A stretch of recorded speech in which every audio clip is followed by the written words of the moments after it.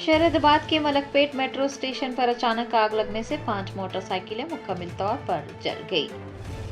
तफसीलात के मुताबिक मलकपेट मेट्रो स्टेशन के करीब जुमा की शाम अचानक आग लग गई और देखते ही देखते 5 मोटरसाइकिलें जल गई।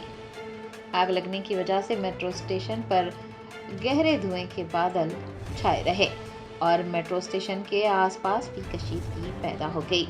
आग लगने की वजूहात का पता लगा लिया गया है। हादसे के वक्त वहां मौजूद लोगों ने बताया कि मेट्रो स्टेशन के नीचे खड़ी एक मोटरसाइकिल से आग लगी और देखते ही देखते आग ने फैलकर करीबी मोटरसाइकिलों को अपनी लपेट में ले लिया। मोटरसाइकिल सवारों ने फौरन आतिशपुर अमले को मतला किया। फायर इंजनों की मदद से आग बुझाने के इक़दाम किए गए और इमदादी कार्रवाइयां भी जारी रही। इस वाक़े में किसी के जख्मी होने की इतला नहीं मिली है। मुसाफिरों ने राहत की सांस ली है।